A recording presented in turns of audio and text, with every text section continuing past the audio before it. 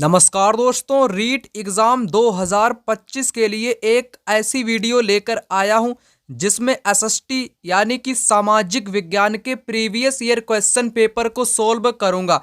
यह question paper वर्ष 2022 का है। चलिए इस वीडियो को यहां पर शुरू करता हूं। 91 नंबर का क्वेश्चन, एक राजा अवंतीपुत्र और बुद्ध के अनुयायी कंचन के बीच संवाद कौन से बौद्ध ग्रंथ में है? तो राइट आंसर यहाँ पर हो जाएगा मध्यम निकाय, है ना। जो मध्यम निकाय है ना, तो इसमें क्या बताया जाता है, इसमें संवाद है विभिन्न व्यक्तियों के बीच में। जो बौद्ध धर्म से संबंधित जितने भी संवाद हैं उनको किसमें शामिल किया गया है? मध्यम निकाय में शामिल किया गया है। यहाँ से एग्जाम में 2 से 3 क्वेश्चन बन सकते हैं। चलिए आपको सबसे पहले बताता हूँ। दीर्घ निकाय, मध्यम निकाय, खुद्दक निकाय, अंगुत्तर निकाय, ये आपके हैं क्या? ये किसके भाग होते हैं? इसको समझने से पहले आपको एक बात यहाँ पर बताना चाहूँगा। बौद्ध धर्म में 3 पिटक होते हैं जिनको त्रिपिटक के नाम से जानते हैं, है ना। इसको 3 टोकरी के नाम से भी जाना जाता है। तो 3 टोकरियाँ कौन कौन सी हैं? तो सबसे पहले आपका आता है सुत्त पिटक, सुत्त पिटक। उसके बाद आता है अधिधम्म पिटक, है ना, अधिधम्म पिटक आता है। और उसके बाद में एक और आपका आता है विनय पिटक। इतना आपको पता होना चाहिए। सुत्त पिटक में बुद्ध की शिक्षाएं हैं, है ना, बुद्ध की शिक्षाएं हैं, दार्शनिक विचार हैं, व्याख्याएं हैं, ठीक है ना, बुद्ध से जुड़ी हुई। तो बुद्ध की शिक्षाएं जो सुत्त पिटक में आती हैं, सुत्त पिटक के ही 5 भाग और किए गए हैं। जैसे दीर्घ निकाय हो गया, मध्यम निकाय हो गया, अंगुत्तर निकाय हो गया, खुद्दम निकाय हो गया। तो ये सुत्त पिटक के ही भाग किए गए हैं, ठीक है ना। अंगुत्तर निकाय की अगर मैं बात करूं, इसमें संख्या से संबंधित कोई भी चीज हो उसको संख्यावाची में कन्वर्ट करके यहाँ पर बताया जाता है। जैसे मैं आपसे यहाँ पर कहूँ 16 महाजनपद, 16 महाजनपद का उल्लेख किस निकाय में मिलता है? तो अंगुत्तर निकाय में 16 महाजनपदों का उल्लेख मिलता है। आपको पता होना चाहिए। मध्यम निकाय इस क्वेश्चन का राइट आंसर यहाँ पर हो जाएगा। चलिए बात कर लेते हैं यहाँ पर क्वेश्चन नंबर 92 की। कौन से बौद्ध धर्म के बौद्ध संज्ञा मठों में रहने वाले लोगों के लिए नियमों का संग्रह था? Most important question, Vinaya Pitaka. यहाँ पर आपको एक बात बताना चाहूंगा। विनय पिटक, विनय पिटक में बौद्ध धर्म से संबंधित नियम कायदे कानून, है ना, नियम कायदे कानून जो कि बौद्ध भिक्षुओं और भिक्षुओं के लिए बनाए गए थे बौद्ध धर्म के अंतर्गत, ठीक है ना, विनय पिटक में। वहीं मैं बात करूं सुत्त पिटक की। सुत्त पिटक में क्या है? बुद्ध की शिक्षाएं सुत्त पिटक में शामिल की गई हैं। इसके अंतर्गत दीर्घ निकाय, अंगुत्तर निकाय, मध्यम निकाय जिसको मैंने अभी बताया वो इसी के अंतर्गत शामिल की गई हैं। अभिधम्म पिटक क्या होता है दोस्तों? इसमें आपके सिद्धांत और व्याख्याओं को शामिल किया गया है। जातक क्या होता है? जातक एक प्रकार की स्टोरी यानी कि कहानियों को क्या बोलते हैं? जातक कथा के नाम से जाना जाता है। राइट आंसर यहाँ पर आपका विनय पिटक हो जाएगा, पहला वाला ऑप्शन इस क्वेश्चन का राइट आंसर। यहाँ पर क्वेश्चन नंबर 93, भारतीय दर्शन की 6 पद्धति षड दर्शन में कौन शामिल है? सत्यार्थ प्रकाश, महाभारत, उपनिषद, वैशेषिक। तो राइट आंसर यहाँ पर होगा वैशेषिक, यहाँ पर शामिल है भारत की दर्शन की 6 पद्धतियों में। यहाँ पर बात करेंगे क्वेश्चन नंबर 94 की। पश्चिम एशिया के यूनानी शासक सेल्यूकस निकेटर के राजदूत के रूप में मौर्य काल में भारत कौन आया था? तो राइट आंसर यहाँ पर हो जाएगा मैगस्थनीज। मैगस्थनीज जो था ये सेल्यूकस निकेटर का राजदूत बनकर के भारत में मौर्य काल के दौरान आया था, है ना। तो मैगस्थनीज आया था। इसकी पुस्तक का नाम भी आपको याद रखना पड़ेगा। इसकी पुस्तक का नाम है इंडिका। क्या लिख दूं यहाँ पर? इंडिका इसकी पुस्तक का नाम है। क्या है? इंडिका इसकी पुस्तक का नाम क्या है दोस्तों? इंडिका इसकी पुस्तक का नाम है, जो कि एग्जाम में अन्य एग्जाम में भी पूछी जाती है। तो मैगस्थनीज की पुस्तक याद रखना, इंडिका। इंडिका जो पुस्तक है ये किसके बारे में जानकारी प्राप्त करने का एक साधन या स्रोत मानी जाती है? तो मौर्य काल की जानकारी बताने में इंडिका पुस्तक समर्थ मानी जाती है। चलिए आइए बात करेंगे आगे। क्वेश्चन को कराने से पहले ह्वेन त्सांग को भी बता देता हूं। यह आपके हर्षवर्धन के टाइम में भारत में आया था, हर्षवर्धन के टाइम में भारत में आया था। चलिए आइए बात करेंगे यहाँ पर 95 नंबर के क्वेश्चन की। यहाँ पर क्वेश्चन में कहा गया है अरिकामेडु के विषय में पूर्ण सत्य कथन बताइए। तो आपको सत्य कथन बताना है अरिकामेडु, जो कि क्लास 6 की जो NCERT की जो हिस्ट्री है वहां से यह क्वेश्चन एग्जाम में पूछा गया है। तो सबसे पहले इस क्वेश्चन को कराता हूं।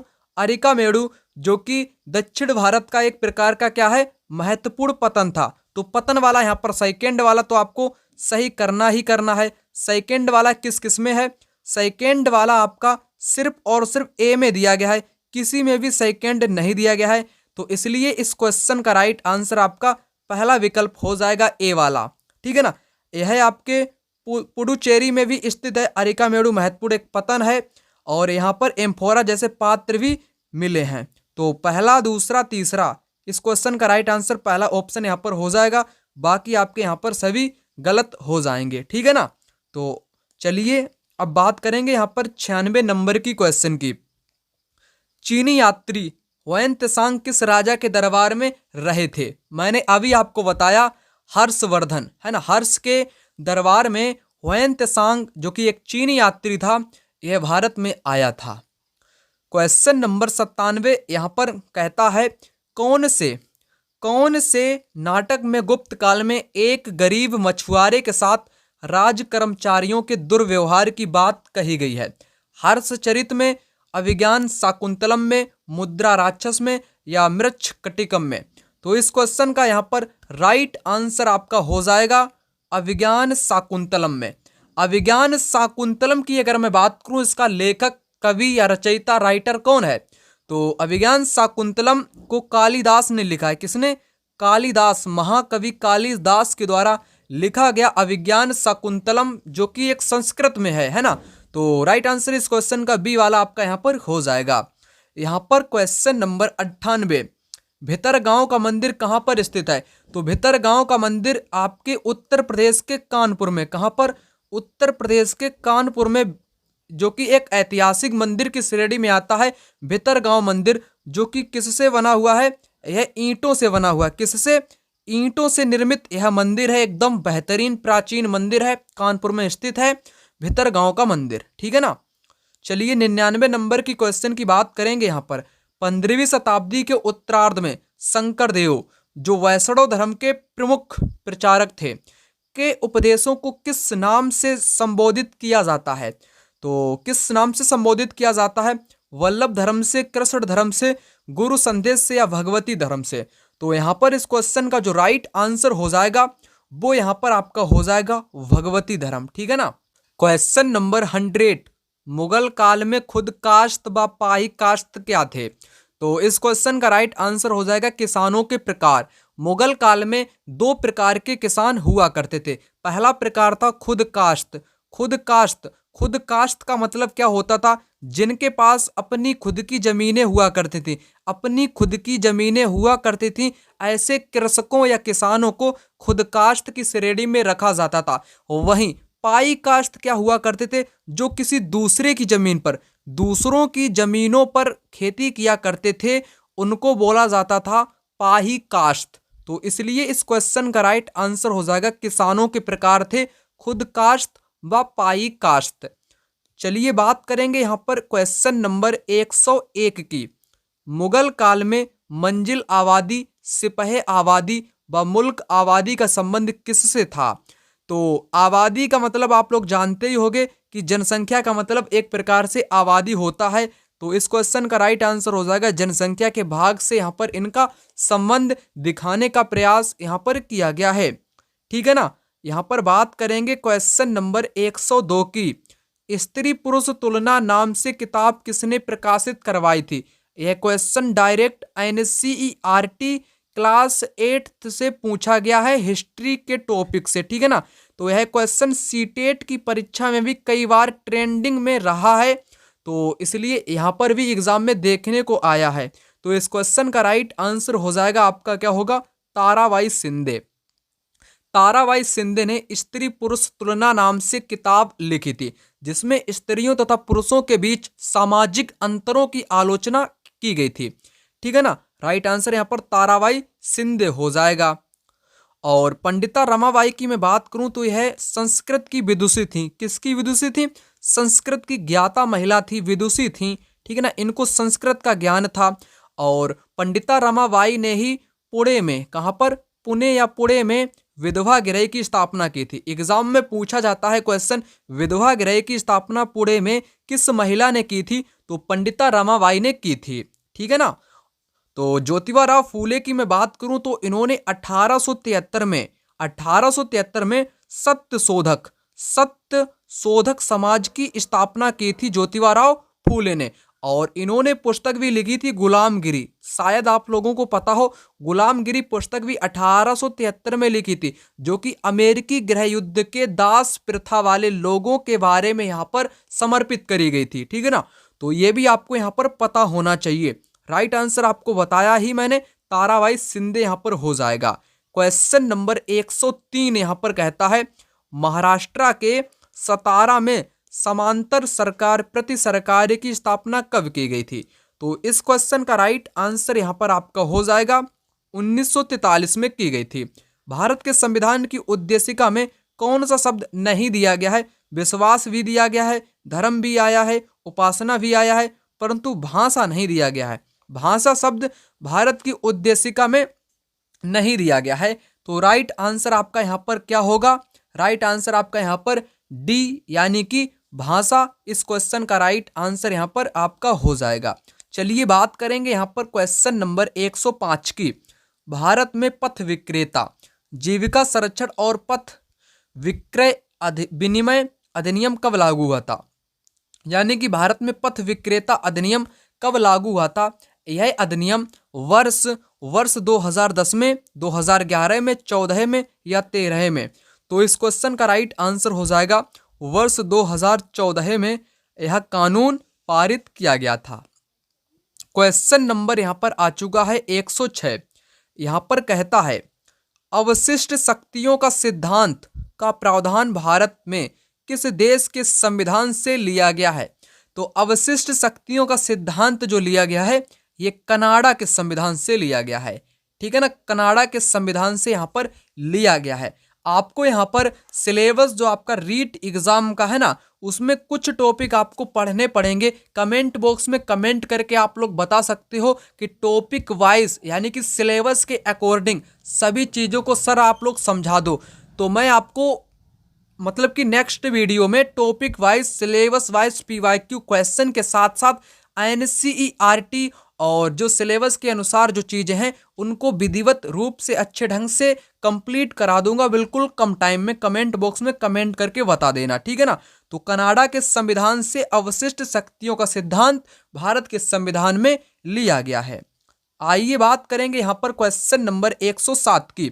भारत में राष्ट्रपति फखरुद्दीन अली अहमद की मृत्यु के बाद कार्यवाहक राष्ट्रपति के रूप में किसने कार्य किया था? तो किसने दोस्तों कार्य किया था? VD जत्ती ने, है ना। VD जत्ती ने कार्य किया था। क्वेश्चन नंबर 108 यहाँ पर कहता है, किन दो राज्यों की लोकसभा निर्वाचन क्षेत्रों की संख्या समान है? किन दो ऐसे भारत के राज्य हैं जिनकी लोकसभा के निर्वाचन क्षेत्रों की संख्या समान है? तो उन दो राज्यों का नाम यहाँ पर आपको बताना है। तो राइट आंसर हो जाएगा आंध्र प्रदेश और राजस्थान। आंध्र प्रदेश और राजस्थान यहाँ पर इस क्वेश्चन का राइट आंसर हो जाएगा। क्वेश्चन नंबर 109, बच्चों की सुविधा एवं मदद के लिए निःशुल्क हेल्पलाइन नंबर जो है वो है 1098। 1098 बच्चों के लिए हेल्पलाइन नंबर यहाँ पर सरकार के द्वारा जारी किया गया है। क्वेश्चन नंबर यहाँ पर आ चुका है 110, भारत में किस संविधान संशोधन द्वारा मंत्रिपरिषद का आकार निर्धारित किया गया है ना। तो मंत्रिपरिषद का आकार निर्धारित किस संविधान संशोधन के जरिए किया गया है, आपको यहाँ पर बताना है। तो संविधान संशोधन 91 के तहत आकार को निर्धारित यहाँ पर किया गया है। राइट आंसर ऑप्शन बी यहाँ पर हो जाएगा। क्वेश्चन नंबर 111, 1989 में किस समिति ने स्थानीय शासन के निकायों को संवैधानिक दर्जा प्रदान करने की सिफारिश की? PK थुंगन समिति या BR मेहता, सादिक अली सहमति या अशोक मेहता समिति? तो राइट आंसर यहाँ पर हो जाएगा PK थुंगन समिति, है ना। थुंगन समिति पीके जो थुंगन कमेटी थी उसने 1989 में स्थानीय शासन के निकायों को संवैधानिक दर्जा प्रदान करने के लिए सिफारिश की थी। राइट आंसर पहला ऑप्शन यानी कि पहला ए वाला यहाँ पर राइट आंसर इस क्वेश्चन का यहाँ पर हो जाएगा। आइए बात करेंगे यहाँ पर क्वेश्चन नंबर 112 है कि उपाधियों का अंत किस मौलिक अधिकार का हिस्सा है। बढ़िया क्वेश्चन। तो समता का अधिकार जो है ना वो क्या करता है, उपाधियों का अंत करता है। तो राइट आंसर आपका यहाँ पर समता का अधिकार यहाँ पर हो जाएगा। यहाँ पर आ चुका है क्वेश्चन नंबर 113। भारत के संविधान की 8वीं अनुसूची में अनुसूचित भाषाओं के सही समूह को पहचाने। जो अनुसूचित भाषाएं हैं भारत की 8वीं अनुसूची में, तो वे कौन कौन सी भाषाएं शामिल यहाँ पर हैं उनको बताना है। तो यहाँ पर इस क्वेश्चन का राइट आंसर हो जाएगा संथाली, हिंदी व संस्कृत भाषा। ठीक है ना। क्वेश्चन नंबर 114 यहाँ पर कहता है ग्लोब पर वह व्रत जो दिन व रात को विभाजित करता है वो कहलाता है प्रदीप्ति व्रत। आपको मैंने सीटेट की जो क्लासेस आपको कराई थी मैंने आपको बताया था, जो अपनी पृथ्वी होती है एक तरफ होता है रात तो दूसरी तरफ होता है दिन, तो यही दोस्तों क्या है विभाजित करता है, यही आपका प्रदीप्ति व्रत कहलाता है। क्या कहलाता है? प्रदीप्ति व्रत कहलाता है। भूमध्य रेखीय व्रत क्या होता है? ये भूमध्य रेखा आपकी जीरो इक्वेटर पर स्थित जीरो अक्षांश वाली रेखा को भूमध्य रेखा के नाम से जाना जाता है। राइट आंसर आपका मैंने बताया पहला वाला यहाँ पर हो जाएगा। क्वेश्चन नंबर 115 अवरोही पवनें प्रवाहित होती हैं। तो जो अवरोही पवनें होती हैं काटावेटिक जो विंड्स विलो होती हैं वो होती है पर्वत से घाटी की तरफ। जो आपके पर्वत होते हैं ना, पर्वत ये ऊंचे ऊंचे वाले पर्वत से घाटियों की तरफ, मतलब कि ऊपर से नीचे की तरफ पवनें बहती हैं, अवरोही पवनें जिनको बोला जाता है। ठीक है ना, अवरोही पवनें बोला जाता है। क्वेश्चन नंबर 116 यहाँ पर है ऐसे तरंग के छाया क्षेत्र का विस्तार लगभग कितना होता है। तो इनका विस्तार की अगर मैं बात करूं तो इनका विस्तार होता है 105 डिग्री से लेकर के 105 तक। ठीक है ना, तो बी ऑप्शन इस क्वेश्चन का सही आंसर हो जाएगा। क्वेश्चन नंबर 117 कयाल किस तट पर स्थित है? मालाबार तट पर, कोंकण तट पर, कोरोमंडल तट पर या काठियावाड़ तट पर? तो यहाँ पर इस क्वेश्चन का राइट आंसर आपका हो जाएगा मालाबार तट। मालाबार तट पर कयाल स्थित है। ठीक है ना, तो आपको यहाँ पर सभी तटों के बारे में भी पता होना चाहिए। आपको सिलेबस वाले वीडियो में ये सारी चीजें आपको बताऊंगा। आपको इस वीडियो में मैं इसलिए क्वेश्चन करा रहा हूं ताकि आपको पता चले क्वेश्चन का लेवल एग्जाम में कैसा रहता है, कहां से कैसे कितने क्वेश्चन पूछे जाते हैं। ठीक है ना, यहाँ पर क्वेश्चन नंबर 118 वैथोलिथ, लेकोलिथ, लेपोलिथ व फैकोलिथ निम्नलिखित में से हैं। तो ये ज्वालामुखी के एक प्रकार होते हैं। जैसे जो फैकोलिथ होता है ये एक इस प्रकार की संरचना होती है ज्वालामुखी की, है ना। और जब ज्वालामुखी उद्गार होता है कोई ज्वालामुखी अंदर ही दब जाता है, कोई बाहर निकल पाता है, कोई बाहर आकर जिस प्रकार की आकृति का निर्माण करता है वही ये आकृतियों से संबंधित होते हैं वैथोलिथ, लेकोलिथ, लेपोलिथ, फैकोलिथ। ठीक है ना, तो ये ज्वालामुखी से संबंधित होते हैं जो कि मैग्मा का निर्माण करते हैं। ठीक है ना, चलिए बात कर लेते हैं यहाँ पर 119 नंबर के क्वेश्चन की। यहाँ पर इस क्वेश्चन में कहा गया है फायंस के बारे में कौन सा कथन सत्य है। फायंस जो कि NCERT से पूछा गया एग्जाम में क्वेश्चन। ठीक है ना, तो अब आपको यहाँ पर पता चल गया होगा जो SST के एग्जाम में आपके क्वेश्चन पूछे जाते हैं लेवल 2 में, तो वो 6 to 8 NCERT आपको थोड़ी बहुत कवर कर लेनी चाहिए। ठीक है ना, ज़्यादा इसमें कोई टेंशन वाली बात नहीं है, मतलब कि थोड़ा बहुत आपको आना ही चाहिए। और राजस्थान का जो GK है, ठीक है ना, तो राजस्थान के बारे में भी आपको पता होना चाहिए, वहीं से डायरेक्ट एग्जाम में क्वेश्चन आपको देखने को मिलेंगे। तो फायंस के बारे में क्या बताऊं, मेहरगढ़, ये मेहरगढ़ एक आपका स्थान है ना, बोलन दर्रे के पास पड़ता है।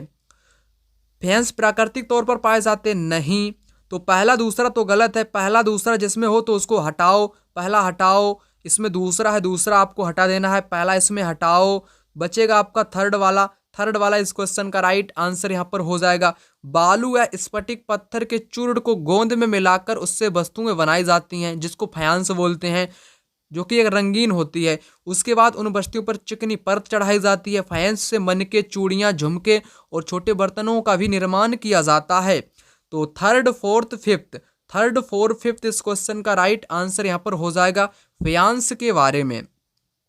क्वेश्चन नंबर 120, अगर आप लोगों ने अभी तक इस चैनल को सब्सक्राइब नहीं किया है, सब्सक्राइब कर लेना और वीडियो को अपने मित्रों के साथ शेयर कर लेना, ताकि उन साथियों के भी यहाँ पर हेल्प हो जाए। और कमेंट बॉक्स में कमेंट भी आप लोग कर देना, ठीक है ना।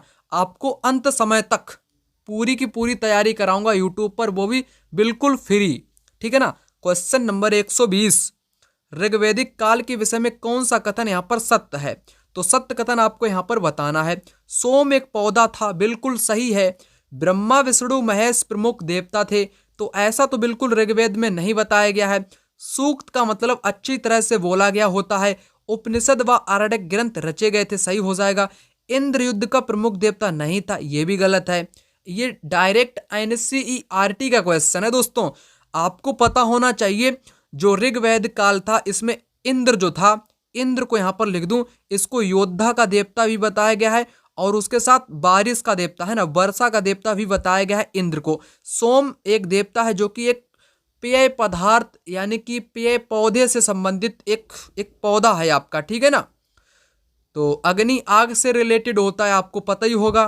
तो पहला वाला सही हो जाएगा आपका। और उसके बाद पहला वाला किस किस में डी में दिया गया है और ए में दिया गया, बी तो आपका यहाँ पर खत्म हो ही जाएगा। सूक्त का मतलब होता है अच्छी तरह से बोला गया, पहला और थर्ड यहाँ पर सही हो जाएगा। तो इस क्वेश्चन का राइट आंसर पहला ऑप्शन यहाँ पर हो जाएगा। पहला ऑप्शन इस क्वेश्चन का बिल्कुल सही जवाब यहाँ पर आपका हो जाएगा, पहला वाला है ना, पहला वाला यहाँ पर हो जाएगा। सोम एक पौधा है और सूक्त का मतलब होता है अच्छी तरह से बोला गया, और बाकी यहाँ पर दिए ही नहीं गए हैं, तो इसलिए पहला वाला यहाँ पर राइट आंसर आपका हो जाएगा। आगे यहाँ पर क्वेश्चन आपका दिया गया है 121 नंबर का। यहाँ पर करना क्या है? मिलान करना है। क्या करना है? आपको यहाँ पर मिलान करना है। तो चलिए मिलान से आपको यहाँ पर बताता हूँ कौन सा यहाँ पर आपका सही होगा। निम्नलिखित वनों व वृक्षों को सुमेलित कीजिए। आपको सुमेलित यहाँ पर आपको करना है। उष्णकटिबंधीय सदाबहार वन, जो कि ये दोस्तों किससे संबंधित आपके होते हैं? ये महोगनी हो गया है ना। तो ये उष्णकटिबंधीय एक प्रकार के सदाबहार वृक्ष के प्रकार के अंतर्गत आते हैं। और उष्णकटिबंधीय जो पर्णपाती वन होता है, ये साल हो गया, चीड़ हो गया, पर मतलब कि वृक्षों के प्रकार में शामिल किया जाता है। और जो पर्वतीय होते हैं, क्या होते हैं? पर्वतीय वाले। तो पर्वतीय ये आपके स्प्रूस के साथ जाएगा, और मैग्रोव जो कि आपका ताड़ के साथ यहाँ पर जाएगा। तो उसी हिसाब से इस क्वेश्चन का राइट आंसर आपका यहाँ पर हो जाएगा सी विकल्प इस क्वेश्चन का बिल्कुल यहाँ पर सही जवाब आपका हो जाएगा, ठीक है ना। चलिए आइए बात करेंगे 122 नंबर के इस क्वेश्चन की। यहाँ पर इस क्वेश्चन में कहा गया है, निम्नलिखित में से कौन सा भारत में लौह अयस्क पेटियों का समूह है? लौह अयस्क की जो पेटियां भारत में पाई जाती हैं, उनको आपको समूह बताना है। कौन सा समूह यहाँ पर बिल्कुल सही दिया गया है? तो आइए आपको यहाँ पर समूह वाला बता देता हूँ कौन सा यहाँ पर इस क्वेश्चन का राइट आंसर आपका हो जाएगा। सिंह भूमि झारखंड में सही है, बेलाडीला छत्तीसगढ़ में, नेल्लोर आंध्र प्रदेश में सही पेटी यहाँ पर दी गई है, और कुद्रु क्षेत्र कर्नाटक, मयूरभंज ओडिशा, बोकारो झारखंड ये सही नहीं है। यहाँ पर बोकारो झारखंड सही हो जाएगा, बेलाडीला मयूरभंज नहीं, इनका ये क्रम यहाँ पर मतलब कि पेटी के समूह में नहीं आता है। मयूरभंज आ जाएगा, सिंह भूमि आ जाएगा झारखंड में, और बेलाडीला छत्तीसगढ़ में आ जाएगा। तो इस क्वेश्चन का यहाँ पर डी वाला भी सही हो आपका हो जाएगा। तो इस क्वेश्चन का right answer A and D दोनों हो जाएंगे, ठीक है ना। ए एंड डी यहाँ पर इस क्वेश्चन के दोनों आंसर हो जाएंगे NCERT के अकॉर्डिंग, ठीक है ना। तो AD इस क्वेश्चन का राइट आंसर यहाँ पर हो जाएगा। आगे यहाँ पर क्वेश्चन है 123 नंबर का। राजस्थान में अरावली पर्वतमाला किस दिशा में विस्तृत है? तो राजस्थान स्पेशल से क्वेश्चन है, या ज्योग्राफी से आप लोग कह सकते हो। तो यहाँ पर इस क्वेश्चन का राइट आंसर आपका क्या होगा? तो क्या हो जाएगा आपका यहाँ पर राइट आंसर? दक्षिण पश्चिम से उत्तर पूरब की ओर भी है, उत्तर पूरब से दक्षिण पश्चिम की ओर भी है। तो राजस्थान की जो अरावली श्रृंखला है, ठीक है ना। अरावली श्रृंखला है यह दोस्तों दक्षिण पश्चिम, है ना, दक्षिण पश्चिम से उत्तर पूर्व की ओर, मतलब कि नीचे से आपकी इस प्रकार से भी है और उत्तर पूर्व से आपकी इस प्रकार से भी है। तो दोनों स्थितियां आपकी विपरीत कर दी गई हैं। तो दोनों आपके यहाँ पर राइट आंसर हो जाएंगे सी और डी। सी डी यहाँ पर राइट आंसर आपका हो जाएगा, ठीक है ना। सी भी होगा और डी भी आपका यहाँ पर हो जाएगा, कोई टेंशन आपको लेना नहीं है, दोनों आपके सही हैं, ठीक है ना।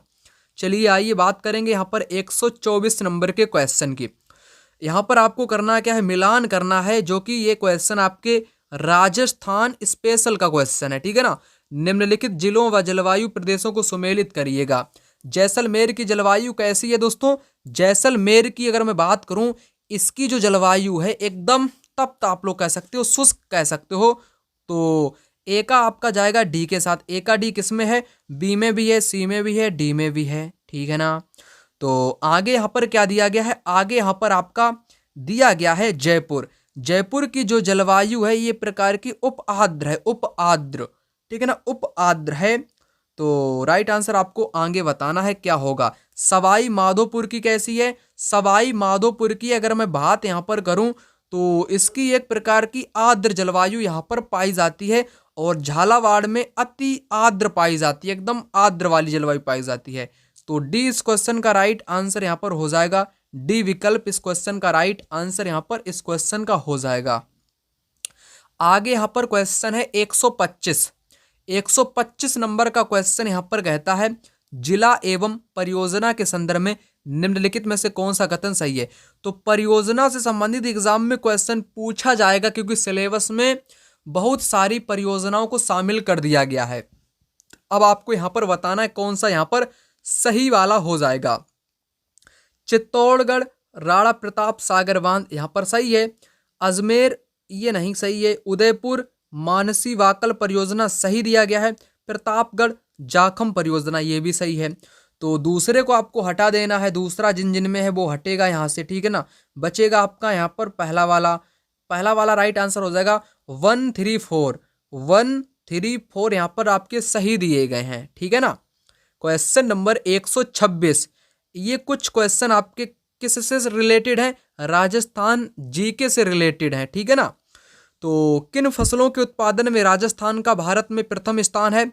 तो राजस्थान का जो प्रथम स्थान बताया गया है वो किन फसलों में पहले नंबर पे आता है? तो सरसों, चना व मोठ, ईस, बगोल, जीरा, ज्वार, मूंग, मक्का, बाजरा, चना, मूंग, उड़द। तो यहाँ पर आपके सभी सही हो जाएंगे, है ना, सभी सही यहाँ पर आपके दिए गए हैं। अगर सबसे उपयुक्त की मैं बात करूँ, ज्वार भी आपके राजस्थान के उस शुष्क वाले क्षेत्र में उगाया जाता है, ठीक है ना। बाजरा भी उगाया जाता है, सारी चीज़ें आपकी उगाई जाती हैं। तो एक प्रकार से कह सकता हूँ यहाँ पर इस क्वेश्चन का राइट आंसर आपके सारे के सारे आपके हो जाएंगे, ठीक है ना। यहाँ पर क्वेश्चन नंबर 127 यहाँ पर कहता है 2001 से 2011 की अवधि के दौरान गंगानगर जिले की जनसंख्या वृद्धि दर है। ये भी राजस्थान स्पेशल का क्वेश्चन है।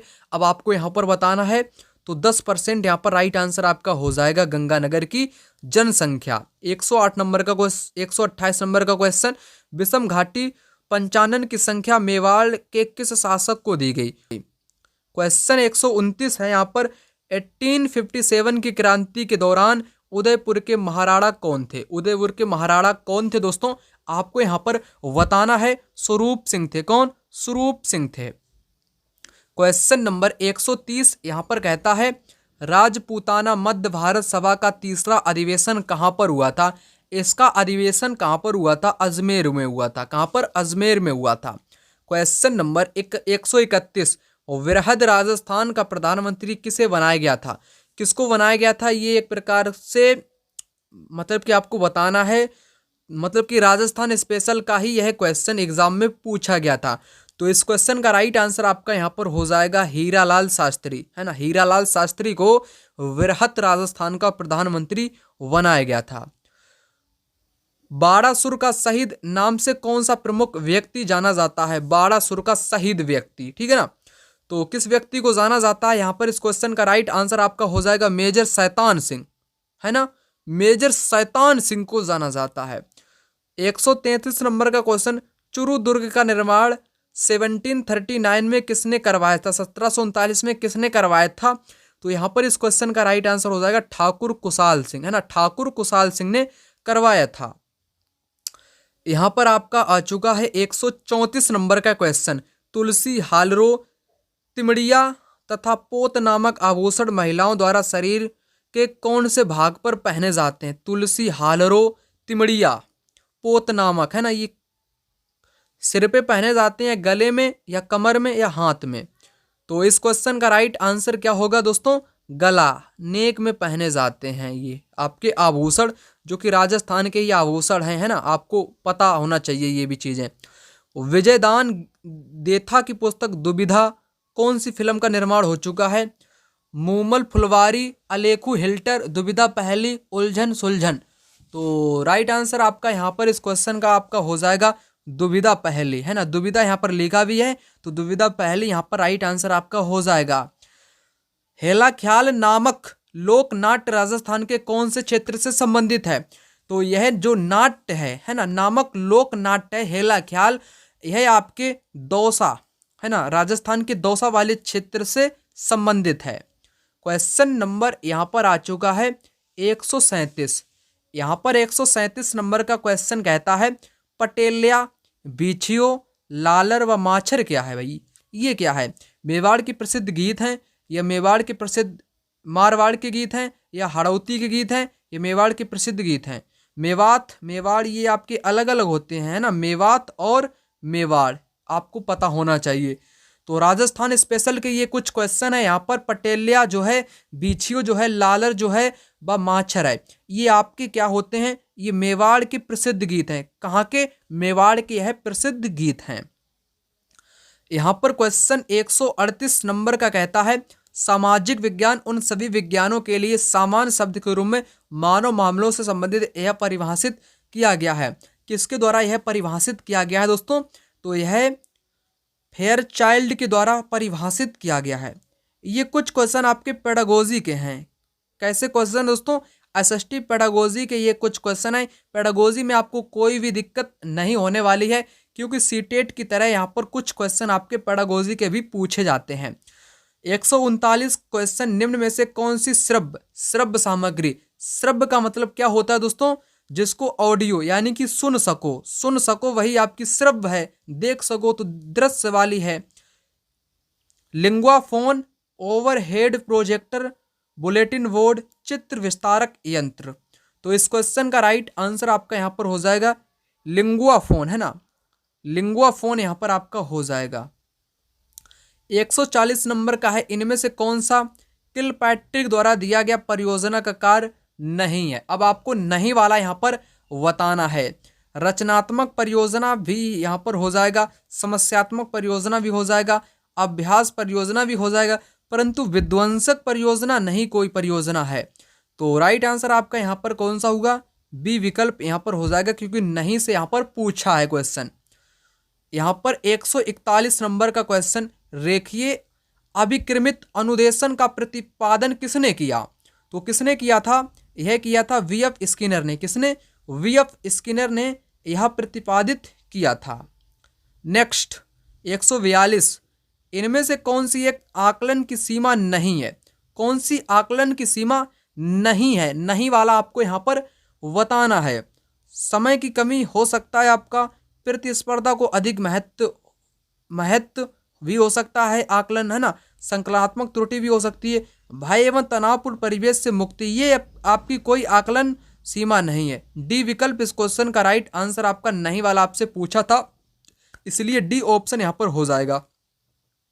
143 नंबर का क्वेश्चन यहाँ पर कहता है कौन सी एक पाठ योजना की पूर्वेच्छा नहीं है?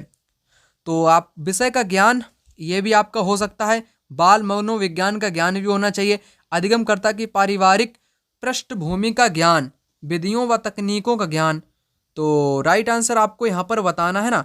तो अधिगमकर्ता की जो पारिवारिक पृष्ठभूमि है उसका ज्ञान, कोई एकदम पूर्व उपेक्षा नहीं होनी चाहिए। तो यहाँ पर राइट आंसर बी विकल्प हो जाएगा आपका। कौन सा? बी विकल्प यहाँ पर आपका हो जाएगा।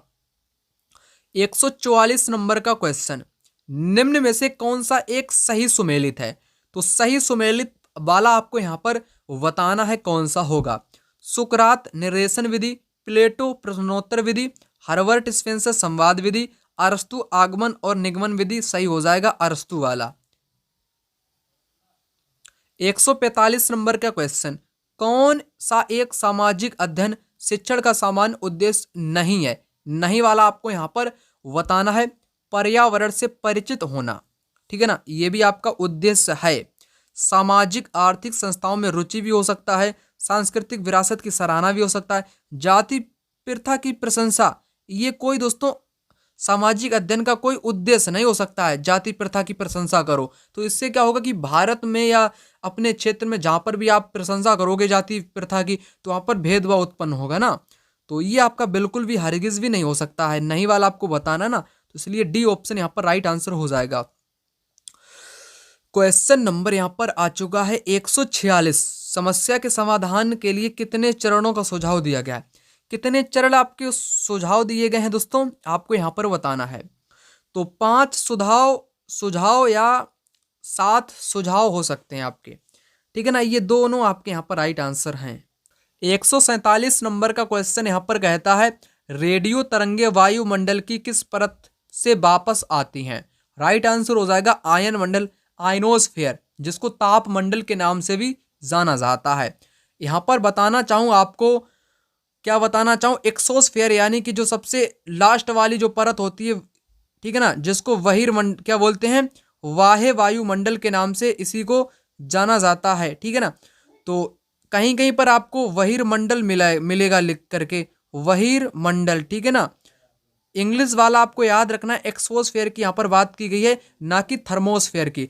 जो आपका थर्मोस्फेयर होता है उसको वायुमंडल बोलते हैं और उसको ताप मंडल भी बोलते हैं, ये भी आपको पता होना चाहिए। यहाँ पर ये बहिर्मंडल यानी कि सबसे लास्ट वाली परत की बात यहाँ पर कही गई है, जिसमें तरल अवस्था में तमाम प्रकार की गैसें पाई जाती हैं, ठीक है ना। समताप मंडल में क्या होता है, ओजोन लेयर समताप मंडल में ही आपकी पाई जाती है, ओजोन परत यानी कि ओजोन लेयर। वहीं दूसरी बात, यहाँ पर हवाई जहाज उड़ाने वाली सारी की सारी आदर्श स्थितियाँ भी पाई जाती हैं। क्यों आपके हवाई जहाज यहाँ पर ही उड़ते हैं? क्योंकि मौसम की कोई घटना नहीं होती है, मौसम यहाँ पर बिल्कुल भी किसी भी प्रकार का नहीं होता है, ठीक है ना। तो इसलिए समताप मंडल में ही हवाई जहाज उड़ते हैं। वहीं मध्य मंडल मेसोस्फीयर की मैं बात करूं, यहाँ पर उल्का पिंड आने पर जल जाता है, उल्का पिंड आने पर जल जाता है। किस मंडल में?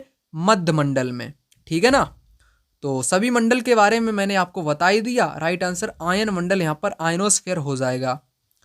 अगला क्वेश्चन यहाँ पर है 148 नंबर का, निम्न में से किस चक्रवात को समुद्र पर जल स्तंभ कहते हैं? तो टाइफून को, हरिकेन को, या बिली विलीच को, या टोर्नेडो को? तो राइट आंसर आपका हो जाएगा टोर्नेडो को बोला जाता है। 149 नंबर का क्वेश्चन यहाँ पर आपका कुछ इस प्रकार से है, निम्नलिखित धाराओं में से कौन सी ठंडी धाराएं हैं? तो ठंडी धाराएं जो ठंडी होती हैं वह आपकी ठंडी धाराएं होती हैं।